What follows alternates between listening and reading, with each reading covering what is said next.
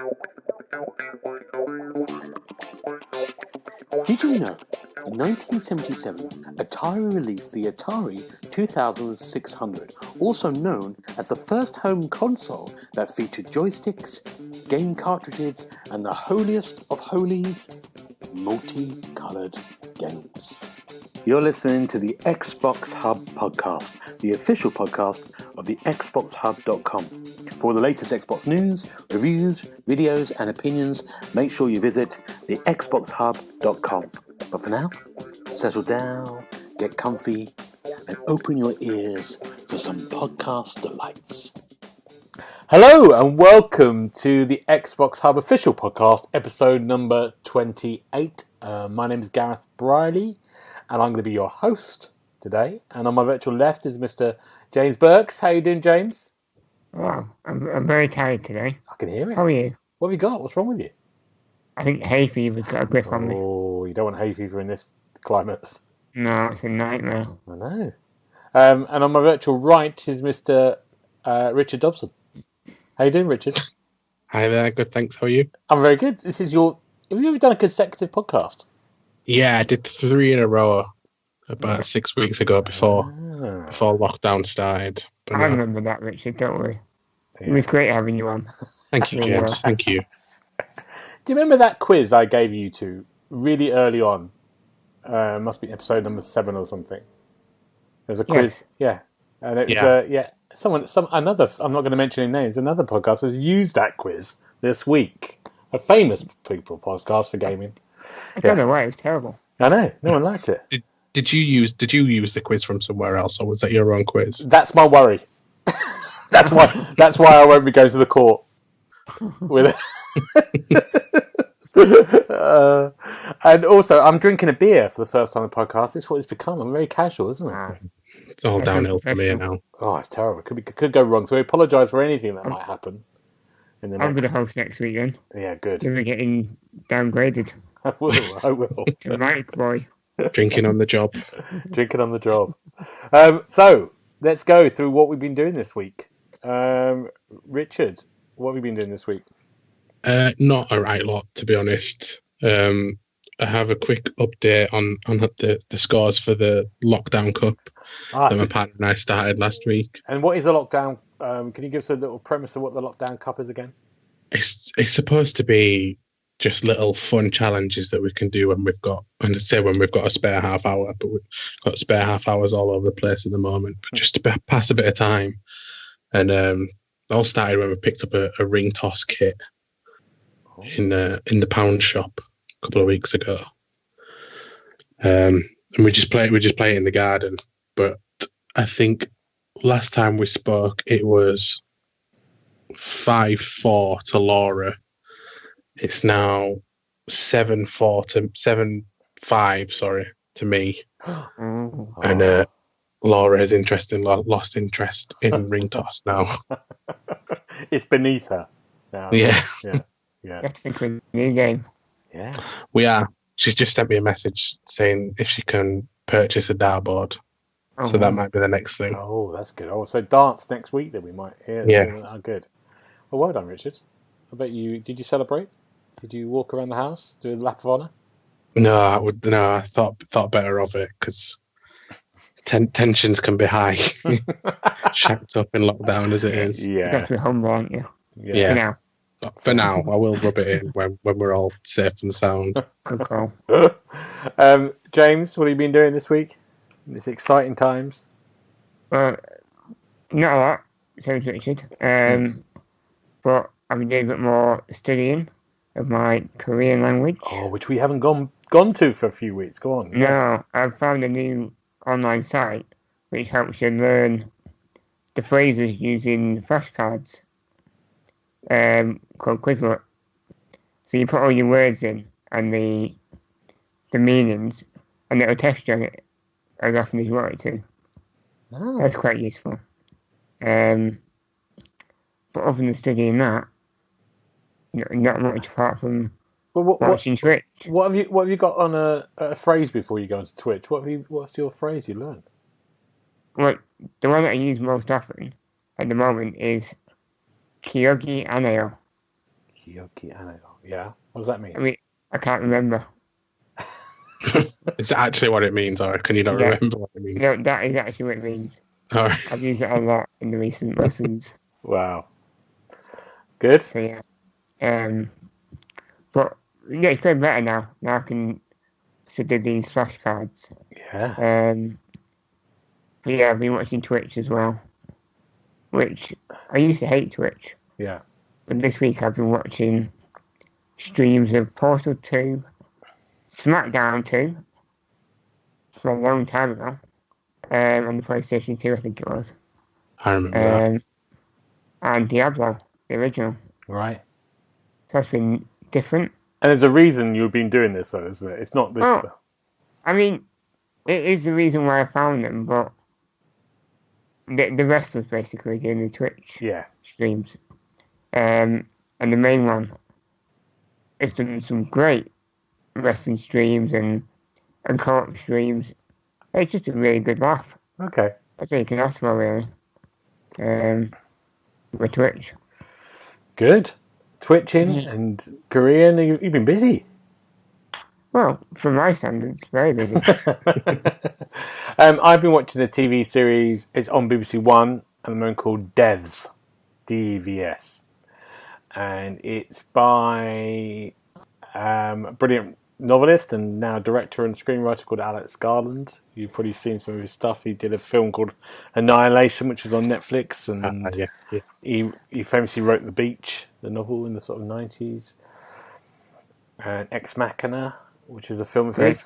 Yeah, and Devs is a TV series, 8 episodes on BBC, and it tells a story of a kind of like a head of a tech firm, like a Google and Apple. And Devs is a special kind of like place within this kind of huge network that is working on something kind of highly secret and that will change the world. And what it does do, it goes through the story is told through these two sort of coders who work for the company, and they get promoted to work in Devs, and then I won't say anything else. It all goes from there.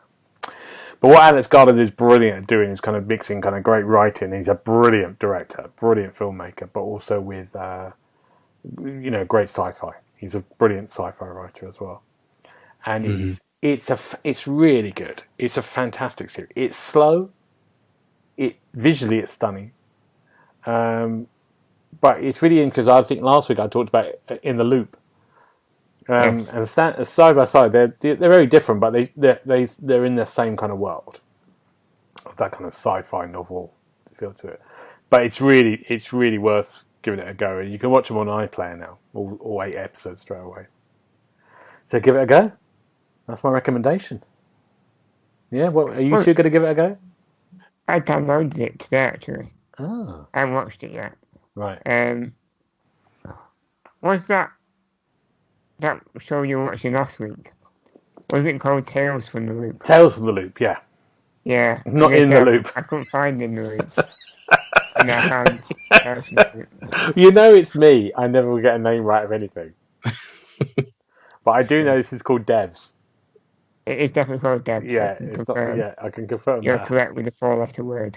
One word, easy to remember. We had a discussion last week about whether In the Loop was based on the film. Oh my god, yeah. Tales from the Loop. I'm so sorry. Yeah. But yeah, I watched that and let you know what I think. Yeah. What about you, Richard? Give it a go. Yeah, it's got Nick Offerman. Oh yeah. Parks and He's Rec. in it. Yeah. Parks and Rec. Very different. So I have seen it, but yeah, I've seen it advertised. But definitely sounds up my street. So yeah, we'll be checking that out. Good. Anything else, Richard? Anything else you've been doing? Just trawling the streaming services. that sounds so wrong. I've been trawling the streaming services. Oh, not that streaming service, but the Netflix and Disney Plus. We've watched the 5 Pirates of the Caribbean films this week. Oh god! You all 5? Yeah. Could you get your stuff at one? I didn't mind them. I think the first 3 are obviously the best 3. Yeah. I quite like the third one. I'd not seen 3, 4, and 5 before. But yeah, they're just long. Yeah. But at this moment in time, I'm not complaining too much about that. Yeah, fair enough. Now, I'm going to put us onto games straight away, if you don't mind. Because there was an announcement today, and I was going to talk about something a little bit like this, but we've just, this afternoon, big announcement for Game Pass. Red Dead 2 is coming to Game Pass on May the 7th. Which is cool. Which is a massive kind of thing for Game Pass. But and at the same time, GTA 5, which I just literally put back on, downloaded 100 gigs worth, is going off. So, GTA 5, which appeared in January, I think, is going off, and Red Dead 2 is coming on. It didn't last long, did it? GTA. No. I think it's a good swap. Yeah. And for me, it's really exciting because I was thinking I want to go back there now, and this because I finished it. It's my favourite game in a long while, but I have still got loads to do. I haven't done any of the dinosaur quests or the treasure maps. It's loads to do, so this is a perfect opportunity to go back now. What about you two? Are you fans? I won't be going back to it. I was finding the tutorial and then leaving it there. Why? It's too long-winded to me. Oh my word! I haven't got the time. Oh dear. I've got no discipline. You've got to do it. Can you play one of these games all the way through? I can't. No, unless I'm forced to. You got to keep me in check. Remember? Right. We mentioned that last week. Yeah, if you keep on at me, I'll do it. What about you? Have you done it, Richard? Have you done it already? I've not finished it either. Oh my word, Richard! I think I got a little bit further than James did by the sounds of it. But for me, the controls were just so bad in that game. I really struggled. Every button had a contextual option as well, so you could press it or you could hold it a certain amount of time and it'd do something else. And it really felt. It's the first time I've ever felt it, but I felt limited by using a controller, and I really struggled with it. I'm disappointed with both of you. I think the gameplay is just a bit disappointing, isn't it? From a control standpoint. Unbelievable. It feels lazy in the control department. So this is what we've got now on this podcast. Kids just called Rockstar lazy. I know. Well, yeah, I'll stick with it. Why not? I mean, the only time I had fun on Red Dead was tying up Gareth. That was online. On the horse. But you got the whole single player journey is the most amazing piece of storytelling. Unbelievable. Always have tied you up once. What's the point? Well, we won't go into that anymore. Now, just really quickly, the GTA 6 rumours that are going to happen now forever came out this week, and there was a kind of like a leaked report from someone who maybe knows one of the employees, which talked about the GTA 6 game. Maybe it would get released as something smaller. It won't be that big, but it'd be like, I don't know, an island or something, and then later on they add more stuff. Like DLC, but bigger chunks, like a whole extra bit of world. Like starting game preview and then building up story. Yeah. Like that. And that was the reason to stop the kind of crunch they had where everyone was working 100 out on the last minute for Rockstar. That was the feeling behind it. I don't believe this story. No. I don't know why I don't believe it. No. I think GTA 6 is more in development than we know. I think it's been going on for a long time. And I think it's not something they've just started now. Yeah. I think it's been a while. Yeah, they do take the time, don't they? Yeah. But I wouldn't be think surprised. Rockstar have got a few things going on at the moment that have yet to be announced. I saw a thing about Agent today. Do you remember they had a game called Agent? And I know this because I had a friend of mine who was working on it as an actor. And it was a PS3 exclusive back in the sort of 2008 to 2010. I don't remember that. And it was like a CIA game, Rockstar. You know, they've still got a website for it. You know, like a holding plate for it. And it never happened. It just got thrown away. But I had a friend who did some work on it as well. So, yeah, it was mad that went as well. I mean, it felt like in Rockstar at the time, Rockstar at a certain point, didn't they, had loads of games that, they had Bully, they had Red Dead, they had GTA, they had table tennis in quite a short period of time, didn't they? Yeah. And now it's like, because the way games, it just takes games such a long time. Like Red Dead is so polished, and GTA would be so polished. It's you're doing one a generation, aren't you? Well, that's what it is, isn't it? And I think because GTA 5 came out at the back end of the previous generation, so much so that a year after it launched, I think they brought it out on the current generation. But I think, I'm not sure they'd wait so long in between with GTA 5 and Red Dead this time. I think they'll have a couple of games in development, and I think there was a little bit of truth in that GTA 6 leak, that it will start off small, but that would only be the development team, and then as it progressed, they'd ramp up. Yeah. Max Payne, they had that as well, didn't they? And they did Max Payne 3, yeah. Yeah, God, yeah, there was a lot going on. Man, that was a good game. Okay. Do you know what they've got in common now? What? All controls. Lazy. You are the same. Lazy. I love that game, but the controls did my head in. It felt so bad. To drive, to shoot. Unbelievable. Just none of it. Unbelievable. So take a bit longer this time, please, Rockstar. Get it right. Fix the controls. Yeah. Meanwhile, we're going to go back to my Max 3 games, which are the height of perfection. Okay, right, let's go into questions. So every week I ask our guests some questions to get an understanding of their psyche and their true hidden depths. And this is no different. Dark secrets. And 3 questions, then we're going to do some would you rathers. So question number 1. What is the weirdest thing you have seen in someone else's home? You don't have to mention any names, you don't have to think. But the weirdest thing... Can I go first? Yes, you can. A really realistic looking doll dressed in real clothes sat on a chair in the corner. Say that again. A realistic... What was it? A really realistic baby doll. Oh. Sat in a chair in the corner with a bottle, nothing in it thankfully, and dressed in real clothes from like Marks and Spencer's. I don't ask questions. Is it a big doll or a small doll? It's a normal size of what you expect a baby of maybe 6 months old. Wow.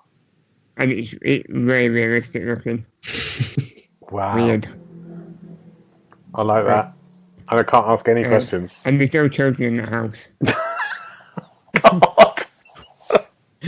Oh my God. Oh wow. Okay. I like that. That's good. Richard? I can't think of anything. Should I the only thing I can think of is my mum has a weird thing for garden gnomes and garden ornaments. Right.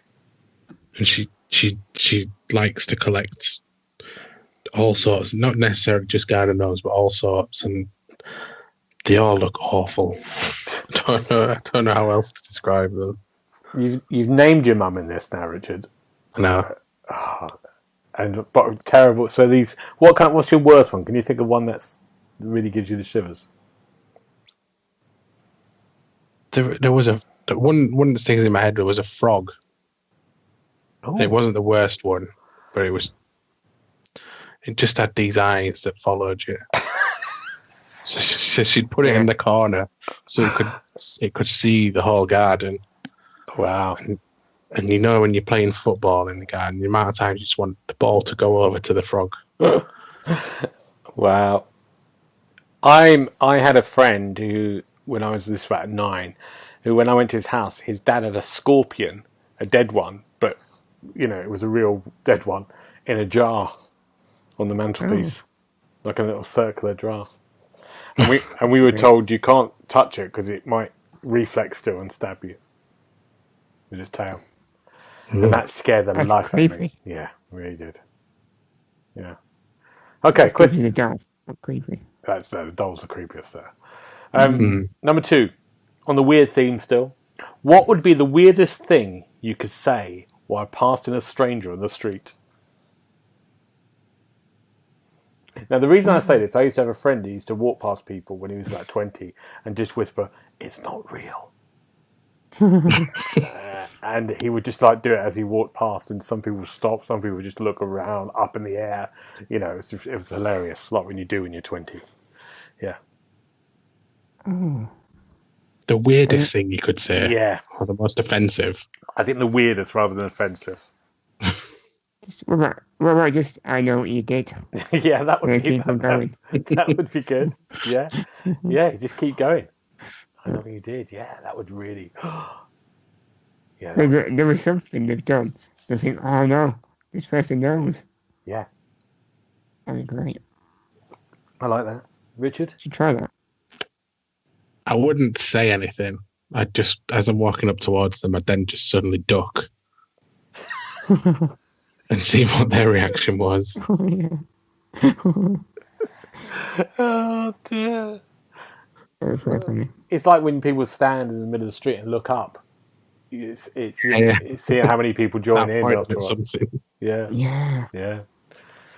Good. That's all right. I like the ducking one. Just ducking. Yeah, that would freak me out. Okay. Last question. If you could go back and talk to your 14-year-old self, what would you say? One bit of advice to them. Maybe don't play so much FIFA. It's not worth it in the end. You get stuck in a terrible team. Yeah. For life. That's good. That's good advice. Please don't say food. What about you, Richard? Probably warn him about coronavirus. I think that. Just hearing that 14, 15 years ago, you'd be like, what are you on about? Yeah. But if you went back to your 14-year-old self and said, in 2020, there's going to be a virus, and you'll be locked down playing strange games with your partner you haven't met yet.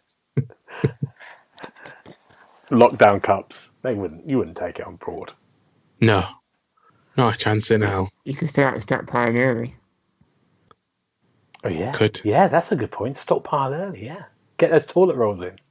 I'd get the bunker built in the 15 years. I think I'd have enough time. Yeah. And then you'll sit there going, they said I was crazy. Right here. And no one else is there. But you'll still say it to yourself. Good. That's very good. Good. Very good. Right. Let's move on. Quick 3 would you rathers. Kid, these are yours. Flying or super speed? Super speed. Green Arrow or Hawkeye? Green Arrow. Documentary or reality TV? Documentary. Ah, okay. Richard? Yes. Water sports or land sports? Water sports. Good. Disco or hip hop? Disco. 1940s or 1950s? Oh, 40s. Why is that? I don't really know the 50s. Well, you like the idea of the Second World War that took up half of it. Yeah, remembers the 40s be able to compare it to now. To now, okay. Good. Yeah. Good, see thank you. What this is about. Thank you very much, you two. Right, what games have we been playing last week? Let's start with James. What have you been playing?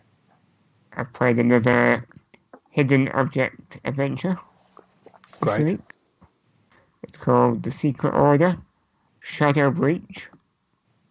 Okay. It's the 7th installment of the series. But I've not played the previous 6. I don't think it matters. It never does for these games. But basically, there's a big evil, and you've got to find all the relics throughout the story to kill the evil. That's the gist of it, anyway. And just like the previous ones, there's mini games like sliding puzzles, matching pairs, mixing colours to get the right colour. That was quite interesting. and mathematical equations. Yeah. There's a nice mixture. Is it better than Red Dead? Controls are better. Story's better. Yeah, it's not quite on Red Dead standard. Right. But it's one of the better ones. Ah. Better ones, I'm afraid. It's an interesting story. Actually, it's a mixture of modern tech and old tech as well in the story. Right. So you've got smartphones, you've got magical books and magical bracelets and stuff like that. Yeah, it's a good game. Good. Okay. Richard? I've been playing a puzzle game called Archaica. I think that's how it's pronounced. Archaica, The Path of Light. Okay. Which is, when you're hacking or trying to log into somewhere and you do a mini game in a bigger game, and it's usually about bending light to get to the source, from the source to where it needs to go. This puzzle game is that on a much grander scale. Good. But yeah, I enjoyed it. I think it's out tomorrow. The review's up on the website now. But it's a nice little puzzle game. It's quite challenging. I was surprised at the difficulty on some of the later puzzles that I'd not felt from a puzzle game for a while. But then the environments that these light sources and these crystals that you need to light up are all very diverse from one another. And there's a lot of story as well. The game's got an interesting story that you need to find these hieroglyphs dotted around each level to read up on the story. But if you choose, because you can just play through it and not pay attention to any of the story. So it's there if you want it. Right, okay. Which I thought was a nice idea. There's a lot of hidden things in it as well. So whereas you need to light up these crystals to progress through the levels, there's also these things on the sides of walls that if you manipulate the mirrors and the light a certain other way, you can unlock secret areas and secret levels. So there's a lot of things to find in it as well, which I thought was interesting. Okay. That sounds good. What'd you give it? Quite cheap. I went 4 stars, and I think it's about £12.50. Same as Secret Order. 2 good games, huh? Very good. Better than Red Dead. Possibly.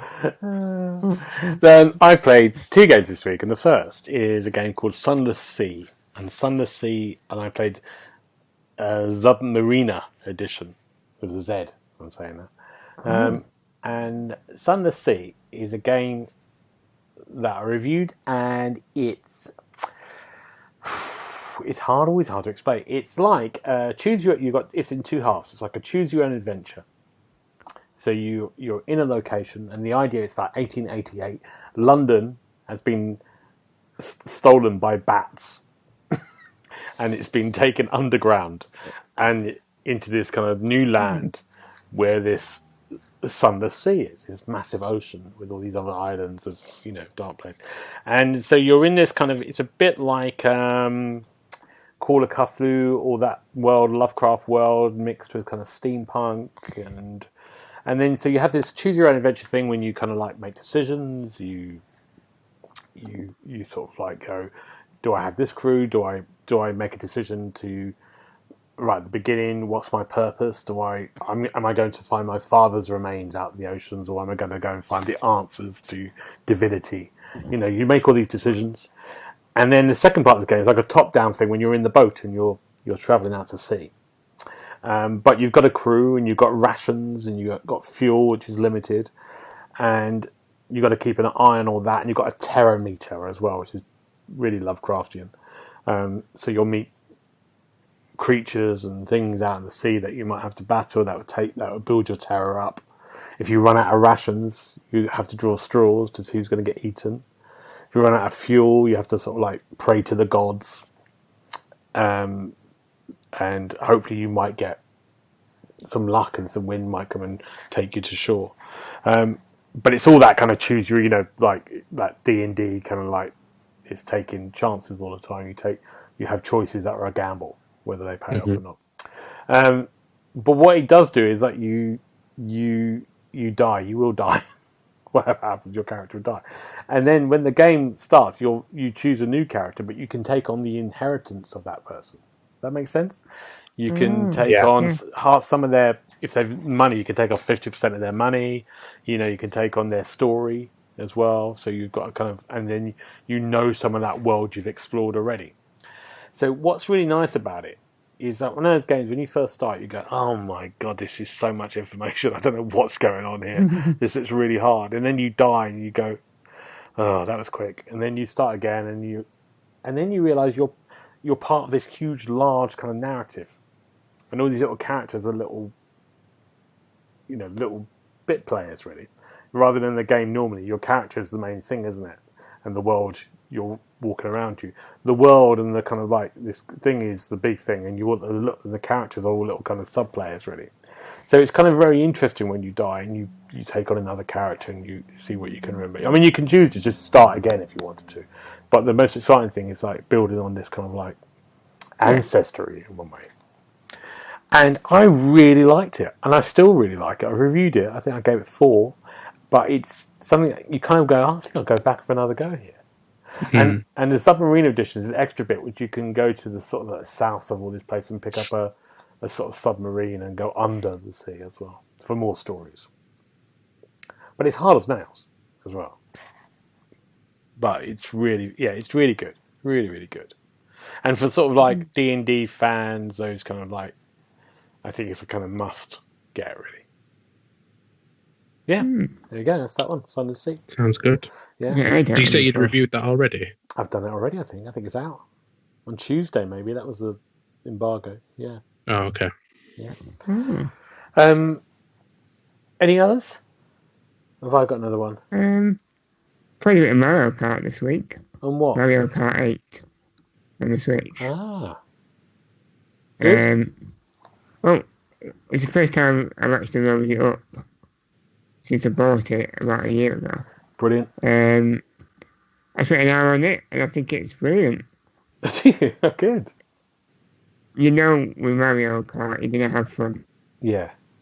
And I think these work out 48 different tracks, including like the old school Nintendo 64 ones and the ones on the SNES and DS. It's a real coming together of every Mario Kart ever, basically. Oh. So it's really good. Loads of characters as well. And can you play it online? You can, yeah. Oh, right, okay. It's got online, single player, and local. Oh, are you good at it? I came second in my first cup. Oh, well done. So, I mean, I don't think many people can say they've done that. No. Can you? Well, I would be disappointed with second. I'll be looking for first. I mean, I've seen your racing games. You're just there for a country drive. I am, yeah. Anything with a bit of scenery. Okay, good.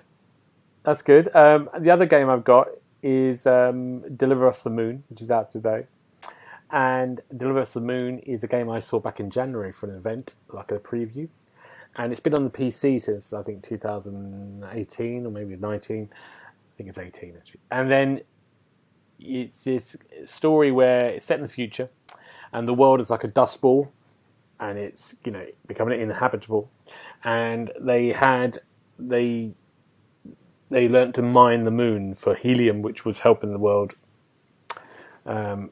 sustain itself. But in the last few years, that connection to the people who lived on the moon, who are mining, has gone. So your job is to sort of, first of all, is to go and launch your rocket from Earth before the dust comes, and then go to the moon to investigate. And it's like sometimes it's in first and third person, and it's like a little exploration puzzle game. You're collecting as much information and data from everything around you. You're trying to solve how to navigate through certain areas. At one point, you have a little you find like a laser thing on your arm to open locks. Some other points you might be rushing through space in some death-defying action sequences. I'm really enjoying it. I'm still playing through. I think it's on Game Pass tomorrow, isn't it? Today. It is. But it's really worth playing, and there's something I think it's going to be about 8 hours long. I think I'm probably about halfway through. It's got a really nice feel to it. There's nothing. There's only a few things trying to kill you, but it's really the people who made it. These two brothers who were obsessed about space and space travel and astronauts. And you can really see it in the detail. And it's sort of like the traveling, being in zero gravity, and there's a few sections you have to do that, which can be annoying at points. But actually, there's something really nice about it as well, especially when you step onto the moon surface for the first time. Deliver us the moon. Give it a go. I think I will. Sounds good. Yeah. What's caught our eye? What caught our eye in the news this week? No. Oh my God. Well, there's not much going on these days.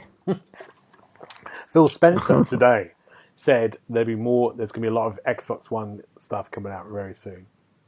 I hope so. Yeah. I've heard the date 5th of May being thrown around. Ooh.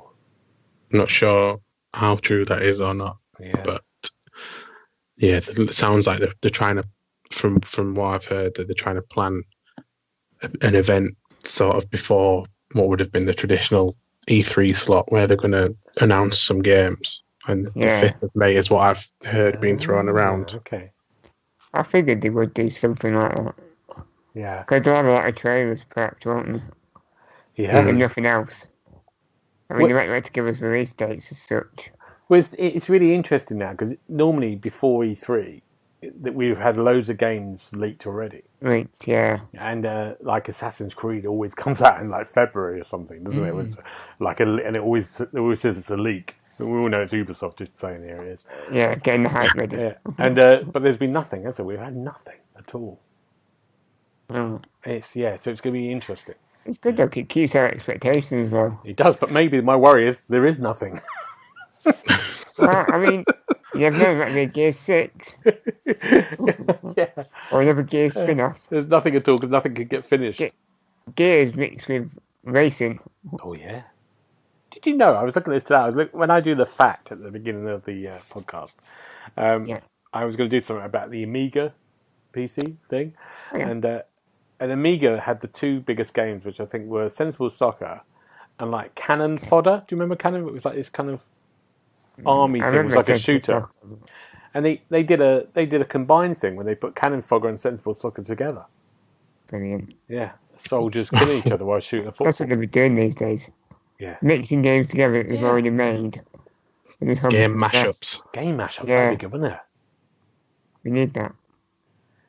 That's why I think stuff like Dreams that you've mentioned before, I think would be good to just experiment with stuff like that. Definitely. How do we get onto this? What are we talking about? No news. We're talking about nothing to talk about. Oh, yeah. That was an hour ago. What news? What things? Richard, you must have seen something. You're the sensible one out of us. Oh, thank you. I'm not sure how much of a compliment that is. So other than Red Dead being announced for Game Pass, there was Yakuza Kiwami surprisingly got released on Game Pass. Was it yesterday? Yeah. Yesterday. The next in the Yakuza series. So this is a remake of the first game that originally came out on the PlayStation 2. And it's the second of three Yakuza games that have currently been planned for Xbox. Is it as big as Zero?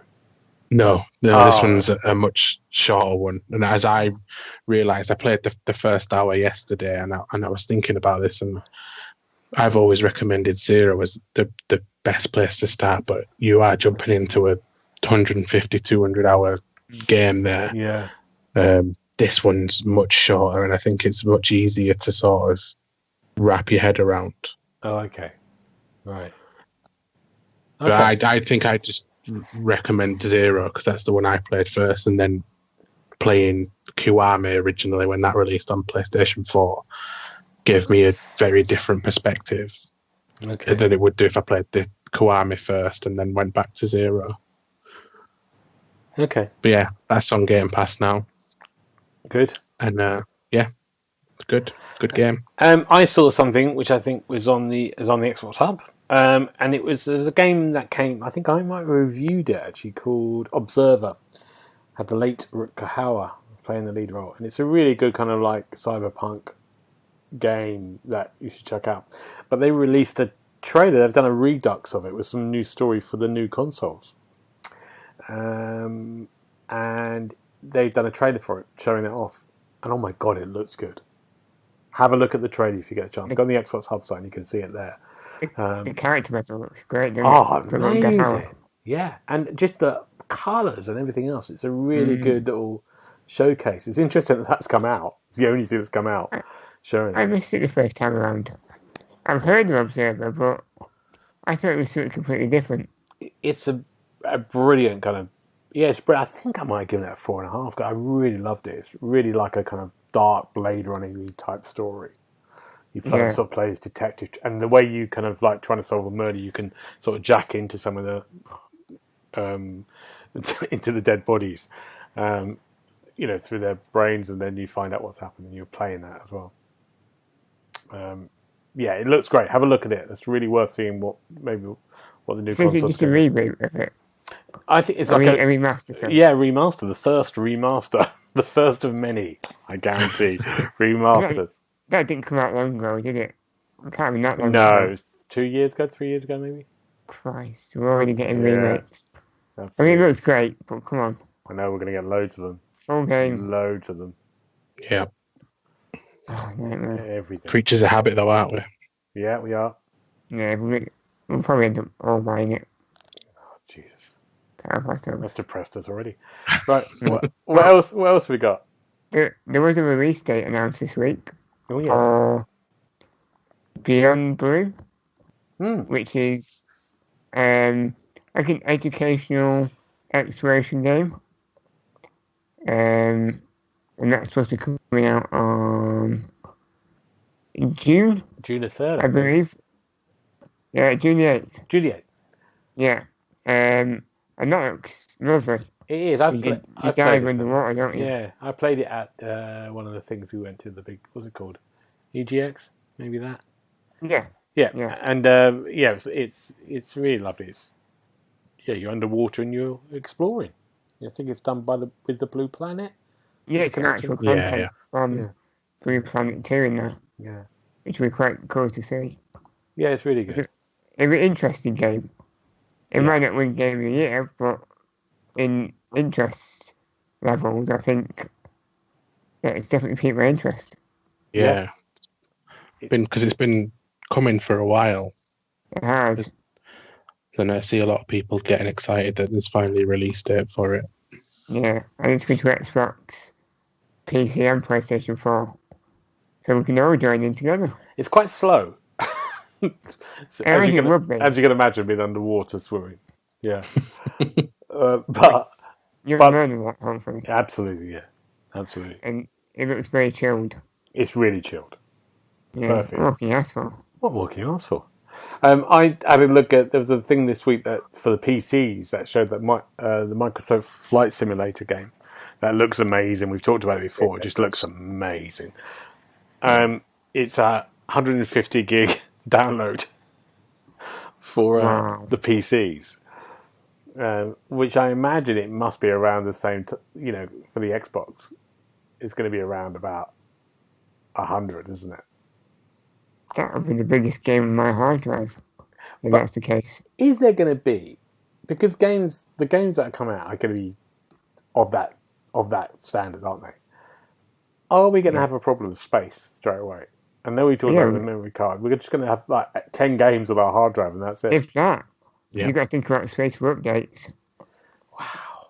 And the actual system updates. And they've also said that everything currently available on the Xbox One is going to be available on Series X. Mm-hmm. some of it'll get big updates like Cyberpunk and everything like that. So I think Cyberpunk's shipping on 2 discs already. Is it? And if that's getting a Series X enhancement, that's going to be a hefty game. Wow. I don't know why they can't have bigger storage from the start. I mean, 1 terabyte isn't a lot these days. Costing it. But what else? No, also, it's money as well. They know everyone's going to buy extra stuff, and if they want you to buy their memory card on the Xbox, which they got announced, that's perfect for them, isn't it? It seems we're all a bit more restrained. We should say we're not buying more games because we've no room. Yeah, exactly. And that will teach them. But instead, we just pay whatever they want. Yeah, give me your money. There you go. Yeah. Ultimately. Yeah. That was interesting. What else do we see? What else has caught our eyes? What was this Nintendo Switch thing, Richard? Yeah, so Nintendo have realised that a lot of Switch owners have realised that their Switches have been hacked, and the payment details that people have got on there are being used to purchase other stuff on different Switches. And Nintendo have come out and said to authenticate a 2-step thing. Right. So, but I'm not seeing how to do it. They've just said you need to get it installed as quick as possible. Oh no. And someone, I think if your Switch has been breached, Nintendo are going around and saying, well, if you've not got this 2-step authentication, then there's nothing we can do about it. Wow. I've seen that a couple of times. I've not seen like an official press release, I don't think, about from Nintendo acknowledging it. They've just sort of come out and said, you need to have this 2-step authentication just in case. So I don't think they've acknowledged it as a real thing yet. James, have you done it? Give me a minute and I'll do it now. I'll just put payment details on there. So hopefully I'm alright anyway. I'm quick to turn the two-factor security. Well, thank you, Richard. That's for everyone. Do your 2-step thing now. Yeah. It's not only entertaining, this podcast, it's informative. Yeah. We try our best. Yeah. We're saving lives here, guys. It could be all complete lies. Yes. Like I said, I don't think Nintendo have come out and acknowledged it yet, but I've seen quite a few reports about it. Allegedly. Yes, and we can say that from everything we've said today.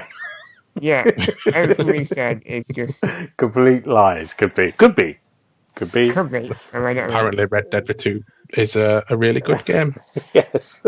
The only other thing I saw this week, which kind of interested me, the amount of money people have spent on games in March this year has been the biggest amount of money spent since March 2008. And the obvious reason is everyone's in lockdown and they're buying stuff to play. March 2008. What happened then? Was that GTA 4? I could have been, I think it was, Yeah, he definitely could have been. Let's have a look. I got a funny feeling that was April in my head, but I don't know why. The 29th of April. Sorry, yes, you're right. I was close, but not close enough. Yeah, but what was going on then? What were we doing in March 2008? We were just going mad.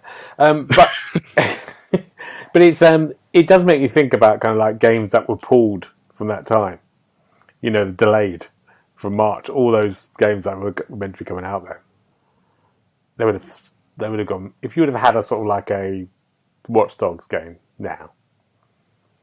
Oh yeah, I forgot about that. They would have just everyone would have bought it. Yeah. Or maybe and that was really good as well. Yeah. I think people would download it. I think people would pay for it at the moment. As we've only had the big hitters, we've had Doom and Oh, we've had Resident Evil, we Doom, Resident Evil, and Final Fantasy, Animal Crossing. Yeah. But that's it.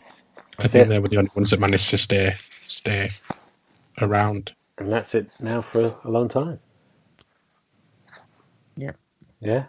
We're uplifting, aren't we? Yeah, we're really uplifting. Let's talk about the future, because we're just going to talk quickly about that we trying to do a feature when Richard has another quiz, because we gave him short notice about coming on the podcast. We couldn't do a quiz this week, so we do a feature in between Richard's quizzes. And one of the things we want to talk about this time is are there?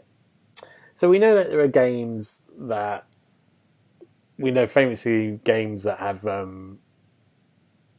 taken from movies. So like the Ghostbusters game, or like we just had a Stranger Things game that was on sort of like an Xbox One arcade type game. And the Fast and Furious is getting one. Yeah. Are there franchises that you would love to see? And that could be a franchise in a movie, the books, or a TV series that you think, I really love to see that as a game. I quite like an RPG / simulator of The Office. The American Office. So you're doing XP for doing stuff for certain characters in the office, and then you get a pay rise when you level up, and you unlock episodes of the series every time you level up. Right. So yeah, that's my ideal game, I think. So you do pranks to level up with Jim. With Dwight, you'd have to crack down on the law and just make sure no one's misbehaving. Right. I've put quite a bit of thought into this in the last 5 seconds. And would you do an office kind of stuff as well? Like, would it be like you have to sit down and do certain tasks and stuff? Yeah, that would be to get a different XP level ranked up. And it all counts towards your overall pay. And what's the overall goal? You don't ever leave, so there's no real end goal. It's just to win all the episodes. Okay. And you can watch them back to back. Like you do. Okay, good.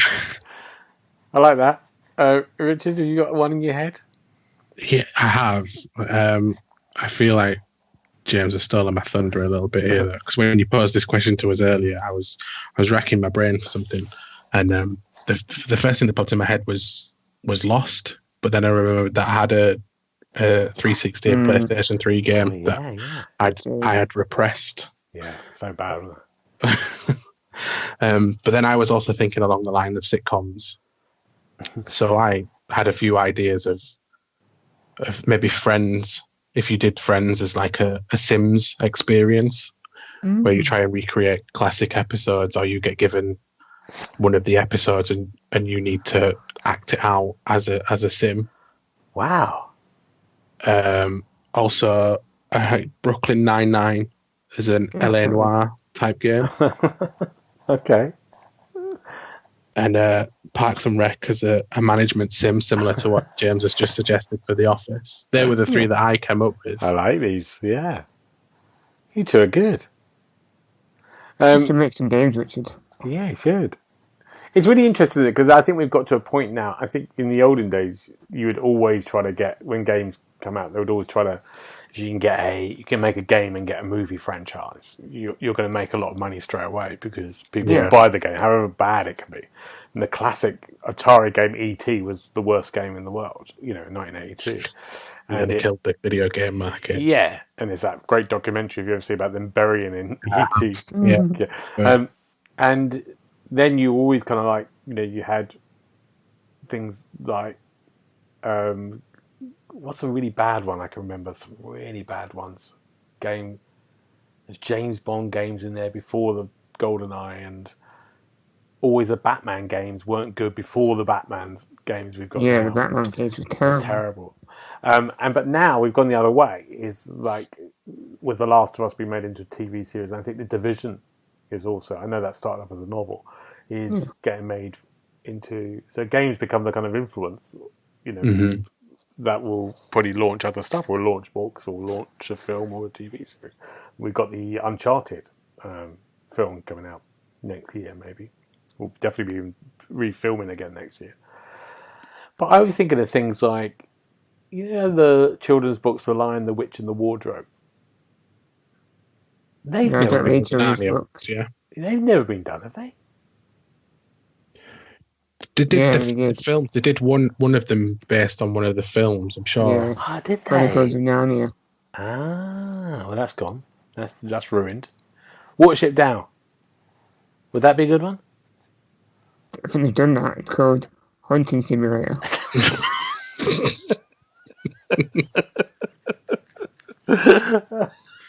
5, bang! That's it.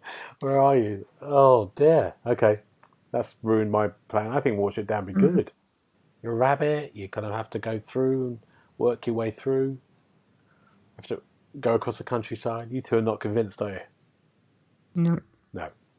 Fair enough. No. Watership Down. What else can I pitch you?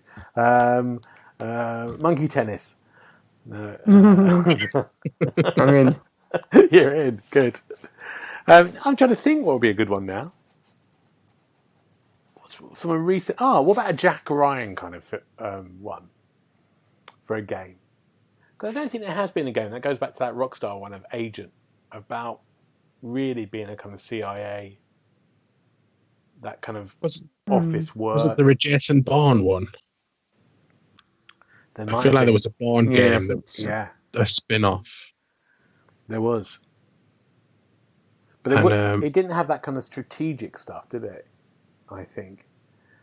Do you know what I mean about the kind of office stuff, or trying to work out codes, or trying to work out... Yeah. That stuff combined with field work might be quite interesting.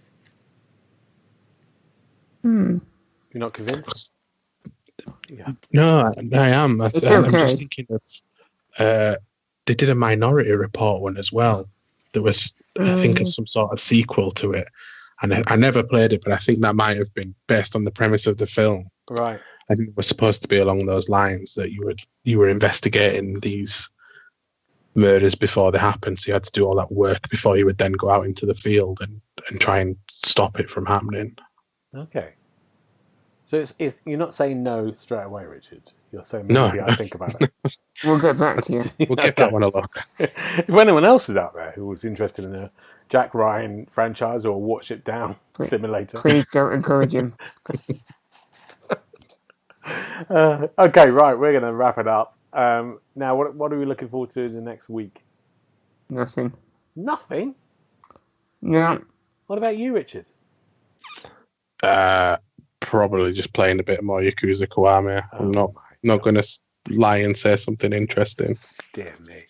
Well, I've got two things. I've got a game that's coming out on the 20th called The Inner Friend.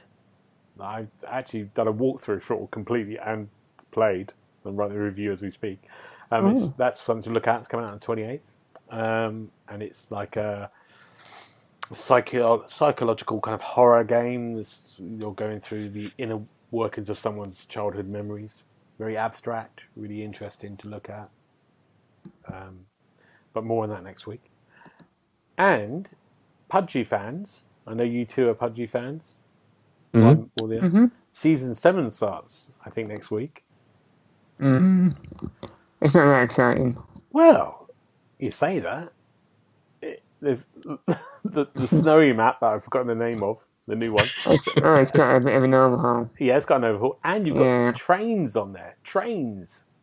Really? Yeah, so these trains are going round. You love trains. And you can jump on the trains to escape, and you can have fights on the trains. That sounds ridiculous. Rather than... They've ruined it. It'll be the next war zone. Oh, dear. Not excited about that, then? I'm intrigued. Intrigued about trains. You could escape on trains. Yeah. It just seems unrealistic. Yeah. Okay. Well, you lot are terrible. I wouldn't like to see you two on Dragon's Den on the other side. Where are you two? Where can we find you? Where can we find you, James? At home. Good. Whereabouts else? Or on Twitter. At OkidUKO. Good. And Instagram, the same. And Richard, where can we find you? I'm on Twitter at Dobbo1912. Okay. Good. And you can find me at GB Briley, and you also subscribe to the Xbox Hub on the YouTube channel. Leave a comment, say hello. If you're listening to us on Apple, feedback. Well, yeah. And if you're on any Apple stuff, please leave a star system. It really helps us as well. And do leave feedback. Just nice feedback. I'll take any. All right. Give or take any. Bring it on. I did really quickly. I did an unboxing video, which is on the YouTube, our YouTube channel. My first unboxing. I'm terrible at unboxing, and it started off by having more abuse for a while. So how bad my unboxing was. Hand-to-eye coordination of a monkey. Someone said, and now it's spilt the other way when people are sort of defending me to the other people, going, "Oh, give him a chance. He's okay. He can do it," but at the same time saying to me, "Just next time, try it a bit better." It's very funny. It's the funniest thing. Comments on it making me laugh. I'm going to check it out now. Do you need us to defend you on it, or no? I just like it. I just like seeing it get out. So what's going to happen next? I'll give you some honest feedback. Yeah. We're going to fan the flames. Yeah, fan the flames. This guy's an idiot. No, he isn't. He's a genius. But it was bad. No, I don't think I've done an unboxing ever again in my life, and I probably shouldn't. But on that note, thank you so much, gentlemen. Thank you. Thank you very much. Are you okay? Have I depressed you there? Depressed both of you, I think. No. Right, good. No, we're good. We're good. Right then, and we'll see you next week. Bye-bye. All right. Bye-bye. You've been listening to the official podcast of TheXboxHub.com. You'll be able to find all the notes of this show at www.TheXboxHub.com/podcast. You can also check out our social feeds on Instagram and Twitter at The Xbox Hub, and search for The Xbox Hub on Facebook.